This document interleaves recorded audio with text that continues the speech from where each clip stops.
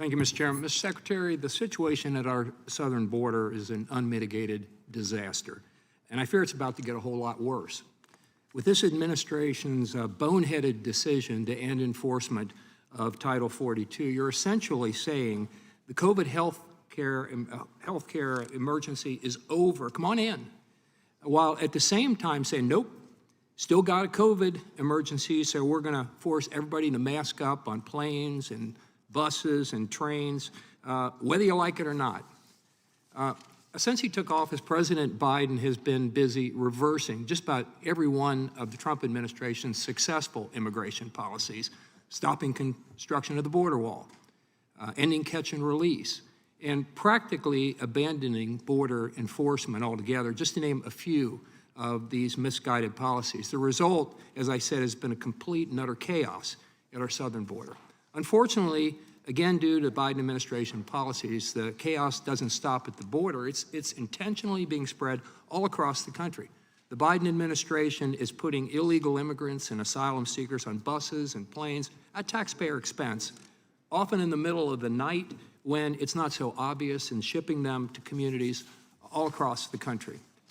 As a result, virtually every state in America is now directly impacted. Let's face it, we're all really border states now. Mr. Secretary, how many migrants have you shipped to Ohio, my state?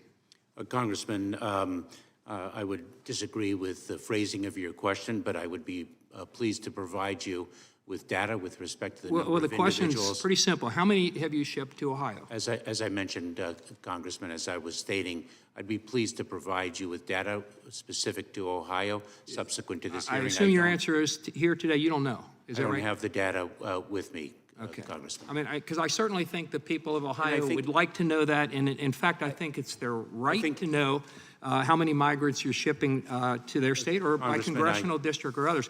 After all, they're footing the bill for all of this, right? The American taxpayers? Congressman, I'd like to again... Are the American taxpayers paying for this stuff? I would respectfully disagree with the phrasing of your question, but I think it's something very important to remember, which is individuals who are placed in immigration proceedings... That's not the question I asked. I didn't, please, we've only got 5 minutes each of us, so if you'll just answer the questions I've asked. You said, I can't tell you how many I've shipped to Ohio. I'll provide that down the road. Let's see if you actually do that. Now, the American taxpayers are footing the bill. The people that you're shipping across the country, they're being fed, right? Congressman, they're having their health care needs met. They're being housed somewhere. Their children are attending school, I assume. Who's paying for all that? Congressman, you are mistaken in asserting in your question that we're not feeding them, we're not housing them, we're not providing health care? May I? And it doesn't have to be paid for. I ask you, who's paying for this stuff? Individuals in immigration proceedings are not entitled to the same benefits that United States citizens are. I didn't say that. So, but they're not being fed? We're not feeding them? Congressman, not to my knowledge do they receive public benefits. So they're not being fed. Okay. Let me ask you this. How many bus loads have you sent to my state, Ohio? Do you know that? Congressman, as I stated previously, I will provide you with the data you are requesting. So how many and how many bus loads? Okay. Let me ask you this. If you don't have the numbers here today, who has these numbers?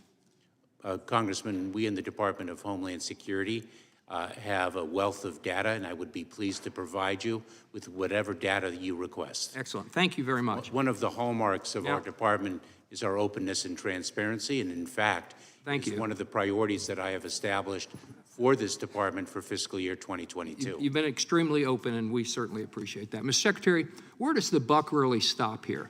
Who do we hold accountable for the chaos at our southern border? Is it you, the Secretary of Homeland Security? Is it the Vice President? Because President Biden, we know, supposedly put her in charge of the border, or is it the big guy himself? Is it President Biden? Where does the buck really stop? Congressman, I'm incredibly proud to work alongside the dedicated men and women of U.S. Customs and Border Protection, Immigration and Customs Enforcement, and the entire Department of Homeland Security, who tirelessly dedicate themselves to the service of our country. Thank you. We're proud of the folks that work there, too. We wish you would support them, though. We really wish you support. They want to do their jobs. They want to secure the border. They want to uphold the law, and you took an oath to uphold the law. And right now, when you got 3 million people coming over here in a short period of time, Time of the you're not gentleman enforcing has the law. expired. Yield back.